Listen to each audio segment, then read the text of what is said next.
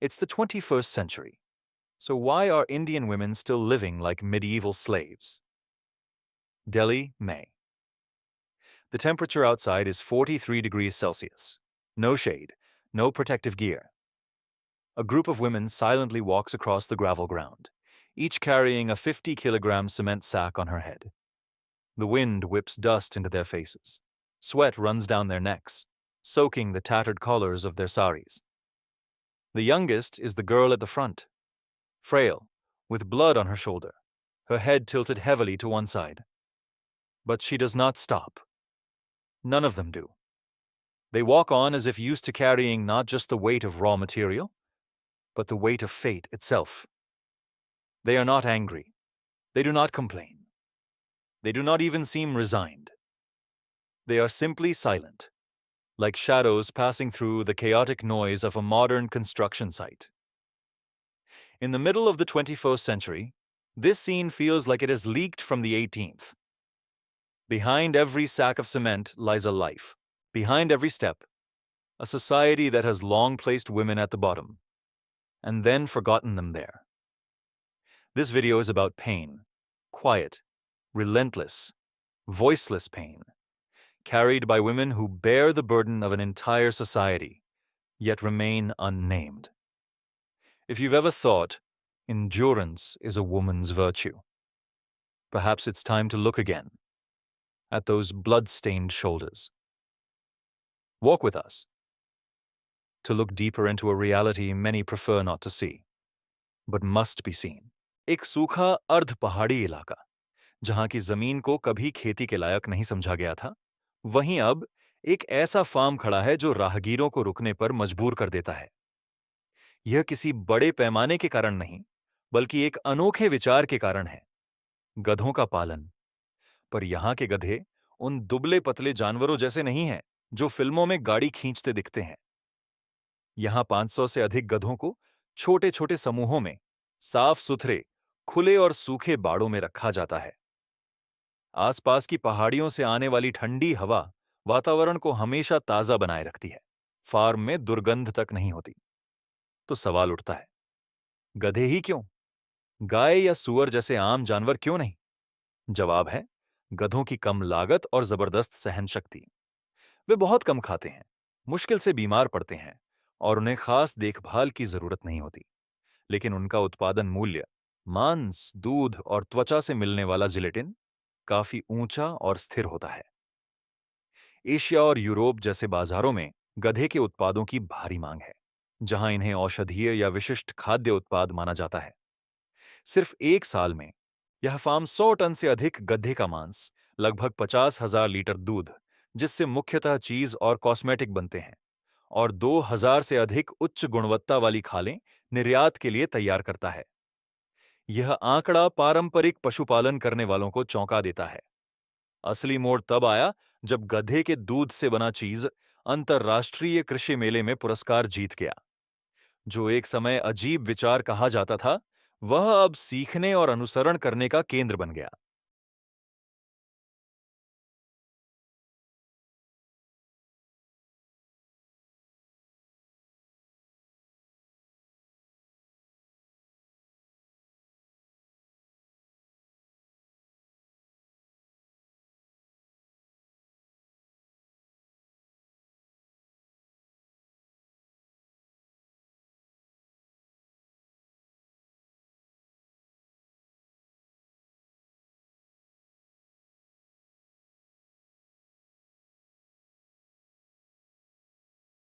हालांकि गधे पालना आसान माना जाता है, फिर भी यहां उन्हें किसी खास मेहमान की तरह पाला जाता है, विशेषकर नवजात गधों को। इन्हें पारंपरिक तरीकों की तरह खुला नहीं छोड़ा जाता। हर भोजन को नाप तौल कर तैयार किया जाता है। महीन कटा हुआ मुलायम भूसा, मक्का चूरा और पाचन एंजाइम मिलाकर एक संतुलित आहार तैयार होता है। हर बाड़े में खनिज लवणों की ईंटें रखी जाती हैं, जिन्हें गधे जब चाहें चाट सकते हैं। यह मुंह की सफाई और सूक्ष्म पोषक तत्वों की पूर्ति के लिए प्रभावी तरीका है। हर सुबह कर्मचारी नवजात गधों के मुंह में नमक के पानी का हल्का स्प्रे करते हैं। यह केवल सफाई नहीं, बल्कि पाचन संबंधी रोगों की रोकथाम की प्रभावी विधि है, जो कभी गधों के लिए बड़ा खतरा हुआ करती थी। बाड़ों को सूखा और बिना गंध बनाए रखने के लिए जमीन के नीचे जल निकासी प्रणाली और जैविक गंध निवारक तकनीक का उपयोग होता है। यह देखकर आगंतुक हैरान रह जाते हैं। सैकड़ों जानवरों के बावजूद कहीं से दुर्गंध नहीं आती। फार्म में एक चिकित्सा केंद्र भी है। हर गधे को एक माइक्रोचिप लगाया जाता है, जिससे उसकी गतिविधि, आराम का समय, तनाव या अनिद्रा जैसी बातें रिकॉर्ड होती हैं। एक बार एक नवजात गधा अचानक बुखार से पीड़ित हो गया। तुरंत शीतलन प्रणाली चालू की गई और जमे हुए मां के दूध से पोषण दिया गया। यह पूरी प्रक्रिया कैमरे में रिकॉर्ड हुई और बाद में प्रशिक्षण में उपयोग की गई।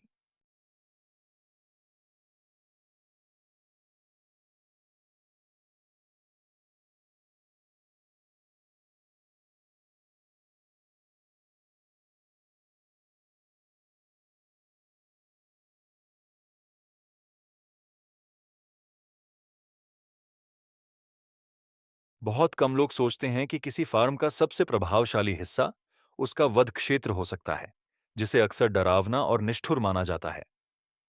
यहां हर व्यवस्था इस तरह की गई है कि जानवरों को न्यूनतम तनाव हो। शुरुआत होती है परिवहन से। वाहन के फर्श में मुलायम रबर बिछा होता है ताकि गद्दे फिसलें नहीं। वातानुकूलित पंखे तापमान के अनुसार स्वतः चलते हैं और 360 डिग्री कैमरे यात्रा की हर स्थिति पर नजर रखते हैं। कोई चिल्लाहट नहीं, कोई भगदड़ नहीं, सिर्फ शांति। गधों को पहुंचते ही वधघर में नहीं ले जाया जाता, बल्कि उन्हें पहले जैव विश्राम क्षेत्र में रखा जाता है, जहां हल्की रोशनी, हल्का भोजन और स्वच्छ जल होता है। उन्हें 12 घंटे की नींद दी जाती है ताकि शरीर और मन शांत हो। यह सिर्फ शारीरिक प्रक्रिया नहीं, बल्कि एक सोच है। भले ही ये उपभोग के लिए पाले जाएं, लेकिन अंतिम क्षण तक ये सम्मान के पात्र हैं। त्वचा को काटने के बाद फेंका नहीं जाता। इसे अदरक के पानी में भिगोया जाता है ताकि गंध दूर हो। फिर उच्च दबाव वाले फिल्टरिंग सिस्टम से कोलाजन की संरचना को बरकरार रखते हुए जिलेटिन निकाला जाता है। यह जिलेटिन इतना शुद्ध होता है कि सिर्फ एक खाल से 20,000 से अधिक उच्च गुणवत्ता वाली दवाइयां या कॉस्मेटिक कैप्सूल बनाई जा सकती हैं। हर चरण, हर प्रक्रिया यूरोपीय मानकों के अनुसार, लेकिन एशियाई समझदारी और कला के साथ निभाया जाता है।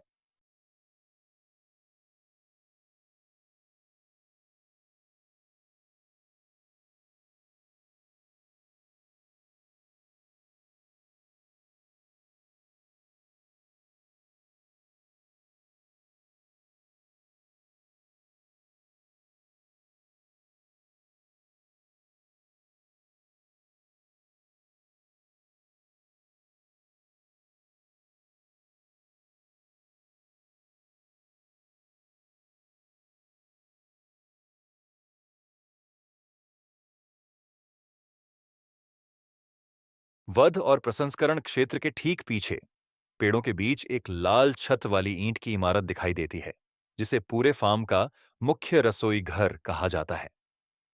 यहाँ हर एक बूंद गधे का दूध और हर रेशा मांस को बेहद सावधानी और शिल्पकारी के साथ भोजन और औषधियों में बदला जाता है। हर उत्पाद सिर्फ खाद्य वस्तु नहीं, बल्कि उच्च भूमि की याद, रचनात्मकता और धैर्य का प्रतीक होता है। सबसे पहले बात करें दूध की। हल्का मीठा, हाथों हाथ ताजा निकाला गया, जिसकी सुगंध बिल्कुल अलग और शुद्ध होती है। गुणवत्ता परीक्षण के बाद दूध को उसी दिन प्रसंस्करण कक्ष में भेजा जाता है ताकि ताजगी बनी रहे। चीज बनाने की प्रक्रिया में दूध को लगभग 30 से 60 मिनट तक किण्वन कराया जाता है, जिससे नरम और चिकना कर्ड बनता है। यहाँ कोई मशीनिंग ड्रिस्किन नहीं आने के। हर एक कर्ड को हाथों से पुचीना से प्रिरीडोसी गर्म पानी में खींचकर सुतली जैसी पट्टियों में बदला जाता है। सफेद लचीली चीज की पट्टियां फिर गोलों में लपेटी जाती हैं और मिट्टी के घड़ों में रखी जाती हैं। यह प्रक्रिया इटली के पारंपरिक मोज़रेला चीज बनाने की याद दिलाती है, पर स्वाद में हल्की मिठास और गहराई ज्यादा होती है। पास ही का रसोई क्षेत्र हर वक्त पारंपरिक मसालों की महक से भरा रहता है। गधे का ताजा मांस सावधानी से काटा जाता है, फिर बड़े मिट्टी के बर्तनों में हड्डियों समेत हौसले से पकाया जाता है। इसमें डाले जाते हैं सौंफ, दालचीनी की छाल, सफेद मिर्च, अदरक और शाओशिंग शराब, चीनी चावल की मदिरा। 3 घंटे तक धीमी आंच पर पकने के बावजूद मांस टूटता नहीं, बल्कि नर्म और सुगंधित रहता है। एक अनुभवी शेफ फार्म के प्रांगण में सौंफ सॉस गधा मांस तैयार करते हैं। दर्शक स्वाद लेकर खाते हैं और हैरान होते हैं। मैंने कभी नहीं सोचा था कि गद्दे का मांस इतना मुलायम हो सकता है। ये तो वैसा है जैसे हर्बल वाग्यू बीफ खा रहे हों।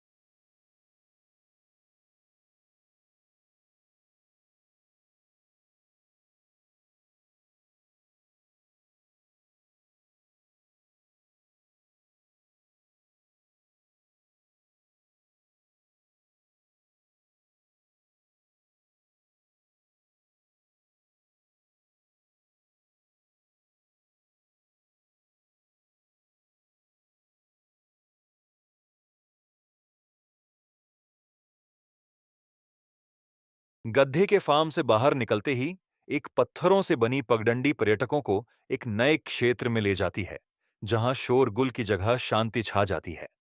यह है हिरण फार्म, वह स्थान जिसे सुनहरे मृगछाल की धरती कहा जाता है। यहां बांस और लकड़ी से बने बाड़े पेड़ों के बीच बसे हैं।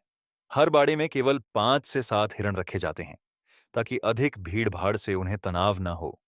यहाँ न कोई ऊंची आवाज लगाता है, न कोई अचानक हलचल होती है, क्योंकि जरा सी तेज आवाज भी हिरणों को डरा सकती है। प्राकृतिक वातावरण को बनाए रखने के लिए दोपहर को अपने आप चलने वाला फव्वारा सिस्टम हल्का कोहरा उत्पन्न करता है, जिससे ठंडक तो मिलती है, पर हिरण के बाल गीले नहीं होते। रात में इंफ्रारेड लाइटें जलती हैं, जो एक गर्म माहौल बनाती हैं, ताकि हिरण अच्छी नींद ले सकें और ऊर्जा पुनः प्राप्त कर सकें। यह सब एक ही उद्देश्य के लिए है कि हिरण स्वस्थ और तनाव मुक्त रहें, ताकि उनके मृगछाल, नरम, युवा सींग अच्छी तरह विकसित हो सकें। मृगछाल की कटाई का मौसम फरवरी से अप्रैल के बीच होता है और हर कदम अत्यंत सावधानी से उठाया जाता है। एक वयस्क हिरण को धीरे धीरे संकरे गलियारे से ले जाया जाता है, जिससे उसे बांधने की जरूरत न पड़े। मृगछाल को कुछ ही मिनटों में प्राकृतिक जोड़ से काटा जाता है। पूरी प्रक्रिया न दर्दनाक होती है, न अधिक रक्तस्राव वाली। कटाई के तुरंत बाद उस हिस्से को कीटाणु रहित किया जाता है और हिरण को वापस उसके बाड़े में आराम करने भेजा जाता है। ताजा मृगछाल को गर्म पानी से धोकर TUI-DGC पर फ्रीजर में रखा जाता है। यह आधुनिक तकनीक पारंपरिक धूप सुखाने के तरीके से बेहतर मानी जाती है, क्योंकि इससे मृगछाल के मूल्यवान जैविक यौगिक सुरक्षित रहते हैं। बाद में इन्हें बारीक पीसकर पाउडर बनाया जाता है, जिससे कैप्सूल, औषधीय अर्क या हर्बल वाइन तैयार होती है। एक जोड़ी मृगछाल से लगभग 2000 कैप्सूल बन सकते हैं। यह आंकड़ा लोगों को चौंका देता है।